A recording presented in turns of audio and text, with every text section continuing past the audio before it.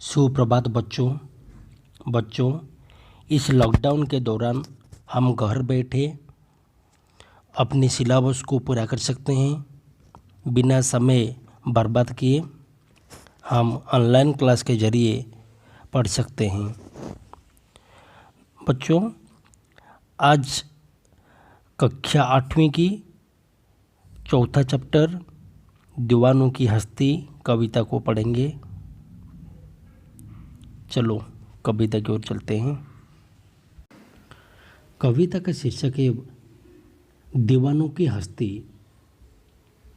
कवि हैं भागवती चरण वर्मा। उनका जन्म हुआ था 30 अगस्त 1903 को और मृत्यु हुई थी 5 अक्टूबर 1981।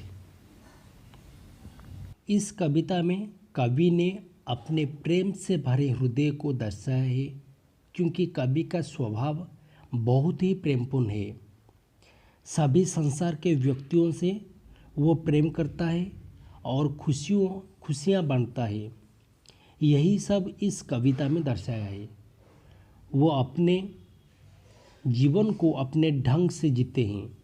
मस्त मौला है, चारों ओर प्रेम बांटने का संदेश देते हैं। चलो कविता की ओर चलते हैं। हम दीवानों की क्या हस्ती है, आज यहाँ कल वहाँ चले, मस्ती का आलम साथ चला, हम धूल उड़ाते जहाँ चले, आए बनकर उल्लास अभी, आंसू बनकर बह चले अभी, सब कहते ही रह गए, अरे तुम कैसे आए कहाँ चले। यहाँ कवि कहते हैं दीवाने उन्हें कहेंगे जो हर हाल में खुश रहते हैं। सुख हो चाहे दुख हो, इन चीज़ों का उन पर ज़्यादा प्रभाव नहीं पड़ता है। ठीक है, मतलब वे हमेशा वर्तमान में जीते हैं। वे जहाँ जाते हैं अपने साथ आनंद और उल्लास साथ लेकर जाते हैं। जिस प्रकार हवा अपने साथ धूल उड़ाती चलती है ना, उसी प्रकार दीवाने भी मस्ती का आलम उड़ाते चलते हैं। वे जहाँ भी जाते हैं उल्लास व खुशियाँ साथ लेकर जाते हैं। लोग भी उनके आने से आनंदमय हो जाते हैं। संसार की कठिनाइयों को दीवाने लोग धूल समझकर उठा देते हैं, मतलब उन पर कुछ प्रभाव नहीं पड़ता है। लोग दीवानों से इतना धुल मिल जाते हैं कि उनके चले जाने पर रोते रह जाते हैं। दीवानों से बिछड़कर लोग दुखी हो जाते हैं और पूछते हैं कि तुम इतनी जल्दी आए थे और इतनी जल्दी चले जा रहे हो। ठीक है बच्चों, समझ में आ रहे हैं ना। आगे देखिए, किस ओर चले यह मत पूछो, चलना है बस इसीलिए चले, जग से उसका कुछ लिए चले, जग को अपना कुछ दिए चले। दो बात कही दो बात सुनी, कुछ हंसे और फिर कुछ रोए, छक्कर सुख दुख के घूंटों को हम एक भाव से पिए चले, हम एक भाव से पिए चले। तो यहाँ कवि कहते हैं कि दीवानों के आनंद का मार्ग क्या है, यह वह बताना नहीं चाहते हैं। वे केवल आनंद के मार्ग पर चलना जानते हैं। उन्हें चलना है इसीलिए चलते हैं। गति ही मतलब उनका जीवन है और जड़ भी है। ठीक है, गति ही जीवन है और जड़ता ही मृत्यु है। इस भाव को वे मानते हैं। संसार से जो कुछ भी ग्रहण करते हैं उसका वे समरूपी वापस कर देते हैं। जितना लिया उतना दिए वाला, मतलब देने वाला भाव दीवानों का मूल मंत्र है। मतलब जिससे कुछ लेते हैं उनसे वो सब कुछ दे देते हैं। मानव मात्र इसी से, ठीक है, मतलब मानव मात्र इसी में लिप्त होकर अपना जीवन बिताता है, लेकिन दीवाने इससे अनासक्त रहते हैं।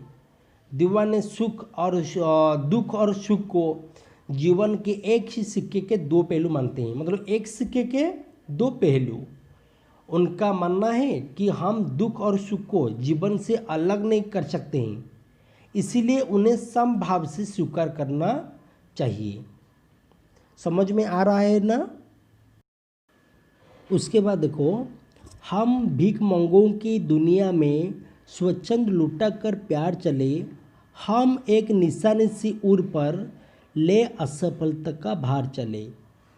अब अपना और पराया क्या, आवाज रहे रुकने वाले, हम स्वयं बंधे थे और स्वयं हम अपने बंधन तोड़ चले, हम अपने बंधन तोड़ चले।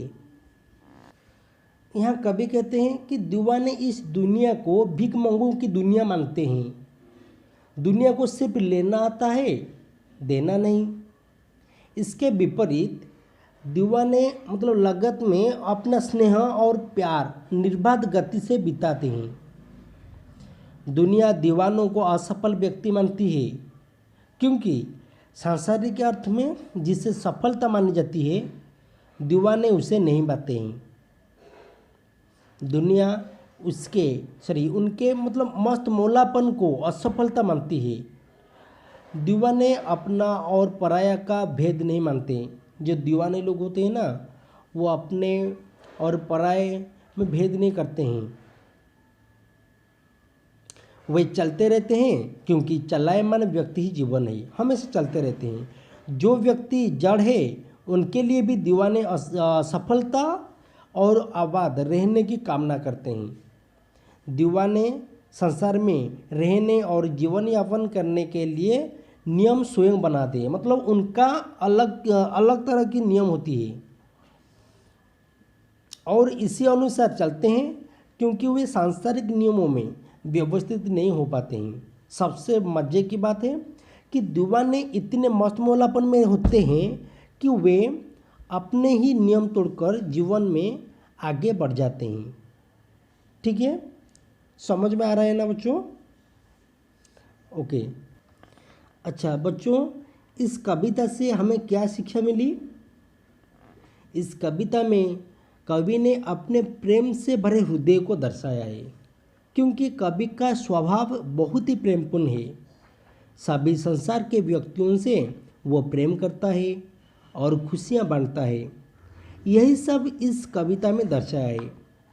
वो अपने जीवन को अपने ढंग से जीते हैं, मस्त मौला हैं, चारों ओर प्रेम बांटने का संदेश देते हैं। इस कविता के द्वारा एक सीख देते हैं कि हमें सबके साथ प्रेमपूर्ण व्यवहार करना चाहिए। सबके साथ वे खुशियों का संचार करते हैं। जहाँ भी जाते हैं खुशियाँ बिखेरते हैं और जीवन में असफल हो जाने पर, हार जाने पर भी किसी को दोष नहीं देते। इस कविता में संदेश देते हैं कि हमें अपनी सफलता और असफलता का श्रेय स्वयं को ही देना चाहिए, खुद को देना चाहिए, क्योंकि अगर हम असफल होते हैं तो उसमें भी कहीं ना कहीं दोष हमारा ही होता है, किसी और का नहीं। और सफल होते हैं तो भी श्रेय हमारा ही होता है, क्योंकि मेहनत हमने की होती है ना। और स्वयं असफल होने पर किसी अन्य को दोषी नहीं मानना चाहिए। वे जब जीवन में कभी हार जाते हैं, असफल हो जाते हैं, इस सब का दोष किसी और को नहीं देते। यह इंसानियत की बहुत ही बड़ी बात है जो कि कवि में देखी जाती है। ठीक है, उम्मीद करता हूँ आप लोगों को ये विषय अच्छा लगा होगा। ठीक है, ये कविता अच्छी लगी होगी। शुक्रिया।